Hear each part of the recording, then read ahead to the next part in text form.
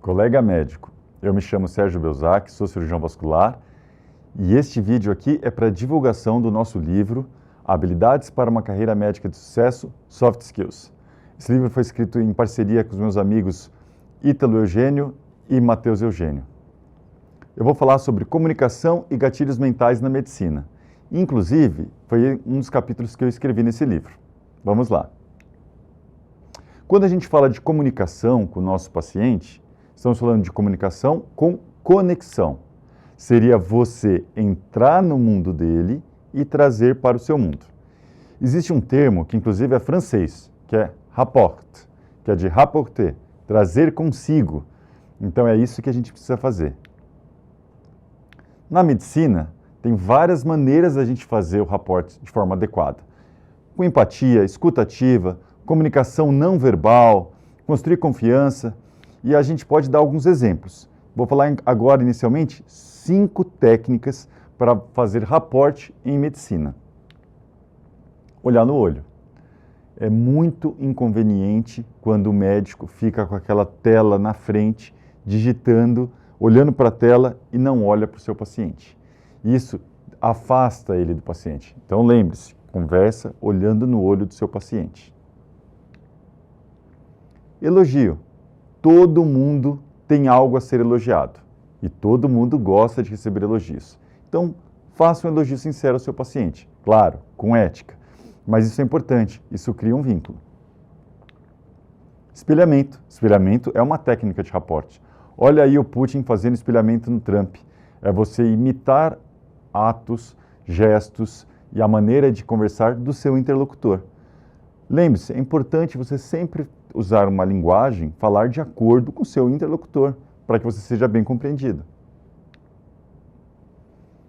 Quick win é quando você faz uma gentileza. Abre a porta, puxa uma cadeira, algo que a pessoa, inclusive, incita um gatilho que nós vamos falar lá para frente, de reciprocidade.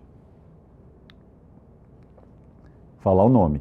Quando você vai numa loja no shopping, já reparou que o vendedor repete seu nome várias vezes? Ao repetir o nome, isso aumenta o vínculo, a pessoa sente que ela já é conhecida do outro. Dando essa proximidade, facilita para você aplicar um gatilho mental. Então lembre-se de repetir o nome do seu paciente quando estiver falando com ele. E o que são os gatilhos mentais, afinal? As pessoas têm um comportamento previsível, ou seja, ao utilizar um gatilho, você vai disparar uma emoção e uma resposta que você espera. Por isso que a gente tem que tentar entender essa prática para conseguir facilitar na nossa persuasão. Eu, por exemplo, como cirurgião vascular, tento oferecer o serviço de cirurgia. E ao utilizar os gatilhos mentais, isso favorece com que, veja, estou sendo ético, usando a ética sempre, que eu consiga convencer o paciente de que eu sou a melhor opção para ele. Quem começou essa história de gatilhos mentais, a descrever de uma forma bem adequada e colocar os nomes de todos eles, foi Robert Cialdini, um grande orador, comunicador e professor. Fica aqui a nossa homenagem a ele. Mas, na verdade, essa técnica de gatilhos e a importância de entender a mentalidade humana para a tomada de decisões vem desde Aristóteles, em que ele falou que para você ter a persuasão de alguém, a primeira coisa é o ethos, é construir credibilidade. Alguém que já tem uma credibilidade anterior, fica mais fácil de convencer alguém de alguma coisa. Para depois ir para a parte emocional. A maioria das decisões são feitas de caráter emocional. A pessoa decide passionalmente no momento. Para depois sim ir para o logos, que seria a pessoa racionalizar de que aquela era a melhor decisão a ser tomada. Então, ethos, pathos e logos. Desde Aristóteles, isso já existe. Vamos lá? Vamos falar agora de exemplos de gatilhos mentais? Eu separei aqui os principais que mais são usados na medicina. E o principal deles, na minha opinião, é a autoridade. O que seria o gatilho mental de autoridade?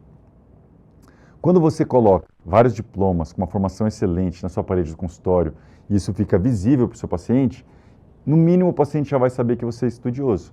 Então você está incitando nesse paciente o gatilho de autoridade. Da mesma forma, quando você quer se destacar na sua especialidade, em alguma coisa que você gosta de fazer, o ideal é você palestrar muito naquele tema, ir nos congressos, nas reuniões e falar muito de um tema. Você vai se tornando autoridade naquele assunto. Isso certamente vai te ajudar para conseguir converter pacientes. Não necessariamente em eventos científicos, pode ser na sua mídia social. No Instagram, por exemplo, na hora que você começa a fazer vários vídeos falando sempre do mesmo assunto, isso vai incitar uma autoridade ao seu nome relacionado com aquele determinado assunto.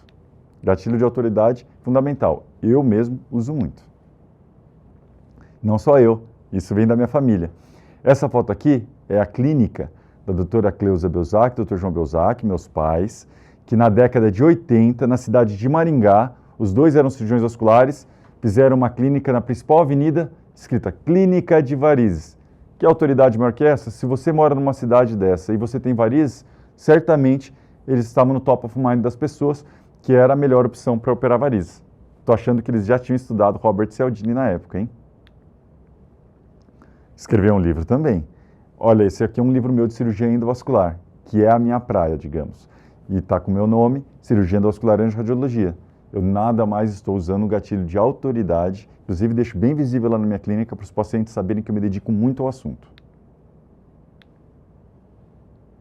Vamos falar de outro gatilho.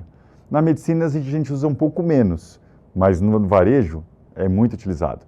Quando você está num supermercado, por exemplo, e fala uma oferta relâmpago, válido até acabar o estoque, picanha tal valor até acabar as últimas 3 peças. Isso é um gatilho de escassez ou de urgência. Incita nas pessoas a chance de perder aquilo. Ela nem estava precisando, mas como é uma oferta relâmpago, certamente aumenta o poder de vendas. Edição limitada. Quando sabe que aquilo é temporário, incita com que as pessoas consumam mais. Olha o exemplo do Doritos aqui. No seu consultório, dá para usar o gatilho mental de escassez? Certamente. Se a pessoa ligar no seu consultório, sua secretária, mostrar muita facilidade de agenda, não, tem vaga daqui a pouco, tem vaga amanhã, mostra que você não é tão requisitado. Então é importante sua secretária ter um treinamento para sempre mostrar um gatilho de escassez. Vou olhar na agenda do doutor se eu consigo uma brecha, achar um horário. Ela não precisa falar alguma inverdade, somente trazer a informação de uma forma que incite o gatilho. Eu mesmo, vou dar um exemplo que acontece agora no meu consultório. Eu faço muita aplicação de vasinhos. Nós estamos agora no mês de outubro. Eu não tenho mais vaga para esse ano. Então eu já falo para o paciente, olha, como minha agenda está muito apertada para secar vasinhos, só tem para o ano que vem, lhe sugiro já deixar agendado para você não perder sua vaga. Pronto, tenho certeza que eu incito ela a querer já garantir uma vaga para ela e o meu poder de conversão aumenta. Estou nada mais usando o gatilho de escassez. E é uma verdade, mas certamente aumenta a minha taxa de persuasão, meu poder de convencimento. Gatilho social, gatilho mental do compromisso. Quando você se compromete, se responsabiliza com o paciente, com a sua família, certamente aumenta a sua taxa de adesão dos pacientes. Quando eu, por exemplo, pego um paciente meu com aneurisma de aorta e dou o contato do meu celular, deixo o meu WhatsApp, crio um grupo de WhatsApp com a família, inclusive, que a gente faz muito isso, mostra um compromisso da minha parte de estar presente, de responder as dúvidas deles. Então, é importante isso. Você cria um compromisso. Certamente, ao criar um compromisso, você aumenta o seu poder de convencimento. Então, gatilho mental do compromisso. Quando você pega, por exemplo, aqui a gente faz uma brincadeira, sequestrar o exame. Quando você fica com o exame do paciente, alegando que você vai estudar no final de semana, pôr no computador, fazer um planejamento adequado, vai mostrar para eles, aumenta muito seu poder de convencimento. Mostra um compromisso seu para com o paciente. Então, uma estratégia muito válida é você sequestrar o exame para poder dar uma atenção maior depois com o tempo na sua casa. Inclusive, às vezes eu faço vídeo do estudo e mando para o paciente, para ficar bem claro para ele de que a gente é muito capaz de oferecer o melhor tratamento para ele. Gatilho da prova social. Vou mostrar um exemplo. Na hora que você está numa cidade que você não conhece, está andando com o carro, você vai comer, de um lado da rua tem um restaurante vazio, do outro lado da rua tem um restaurante cheio de gente. Aonde você vai comer? Certamente, intuitivamente, você vai para o restaurante que está cheio. Isso nada mais é do que uma prova social. Da mesma forma que às vezes na balada a fila está cheia de gente e lá dentro está vazio.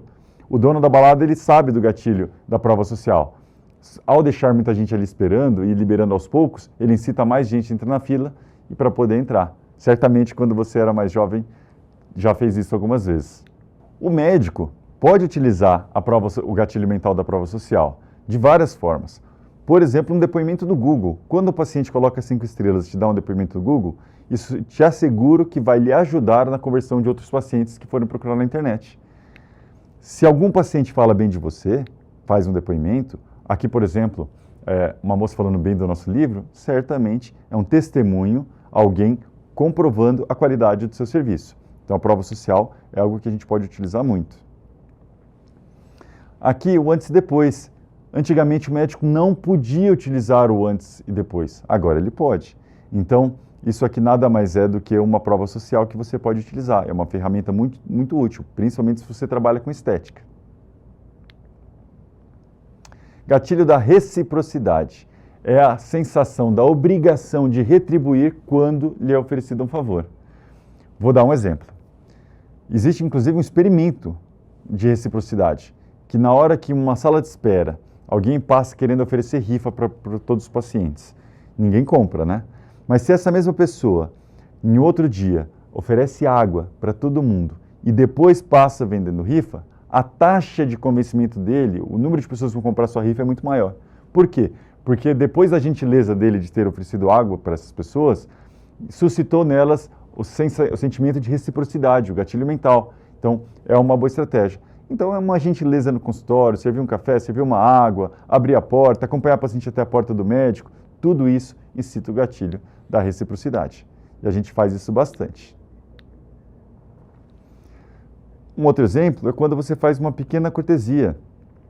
Vou dar um exemplo na minha área. Eu vou lá e falo para o paciente, olha, quando eu for operar, eu vou fazer uma aplicação de vasinhos. Isso não tem nenhum custo adicional. Pronto.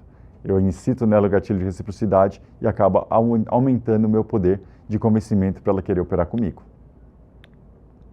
E todas as áreas têm várias opções, não só na cirurgia vascular, como em qualquer área você pode usar um gatilho mental desse. Curiosidade. O ser humano ele é curioso. Então, na hora que você incita numa postagem a curiosidade, certamente vai aumentar o poder de engajamento.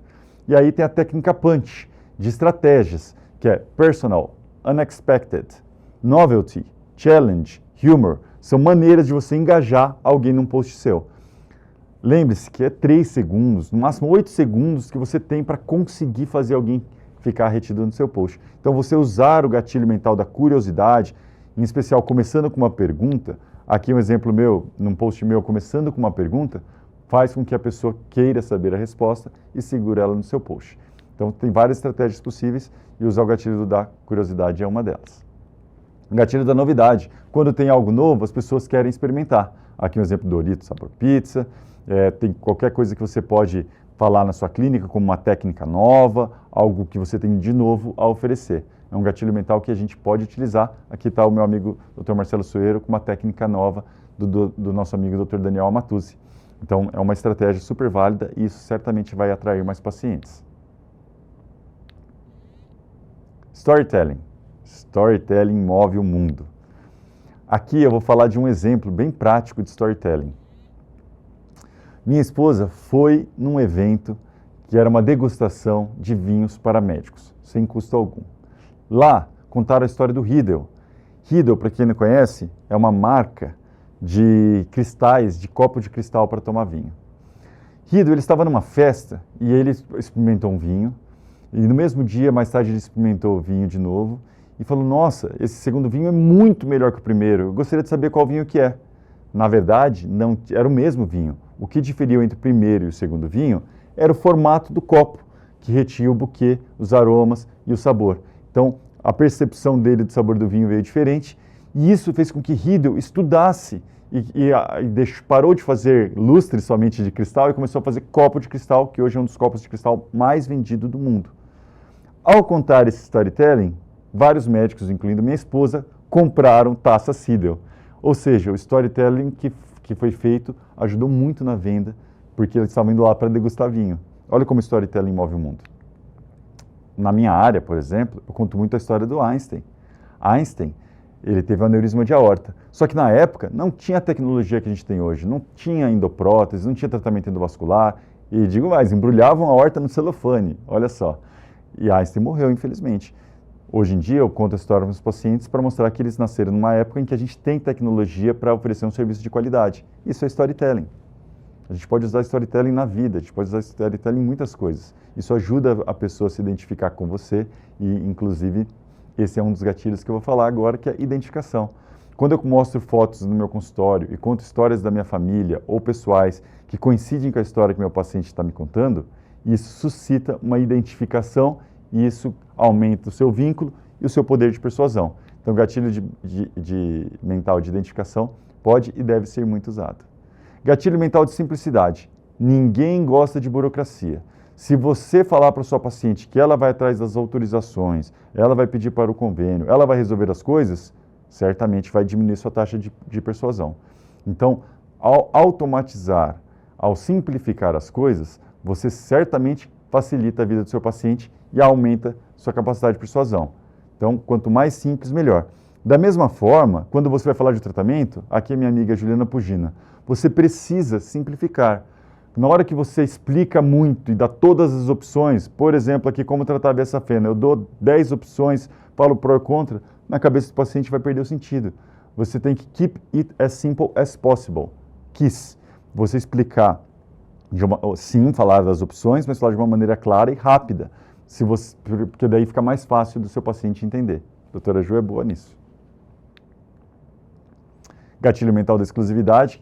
Todo mundo gosta de se sentir especial e se destacar. Então, na hora que você fala que na sua instituição você faz algo que as outras não fazem, isso suscita também esse gatilho mental de exclusividade. A pessoa se sente especial e acha que ela deve fazer com você. Enfim, olha quantos exemplos de gatilho mental que a gente pode usar na nossa prática diária como médico. A conclusão é que, se o serviço que você está oferecendo, seu cliente pode comprar quando ele quiser, porque está sempre disponível e ele vai pagar sempre o mesmo valor, a tendência é o paciente perder tempo para tomar decisões e vai comparar o seu valor e serviço com muitos concorrentes.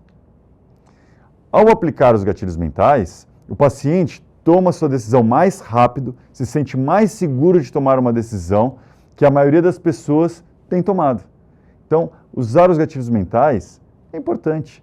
Não vamos esquecer da ética, mas vamos lembrar que eles vão nos ajudar e muito para convencer dos nossos pacientes que o melhor que eles podem escolher somos nós.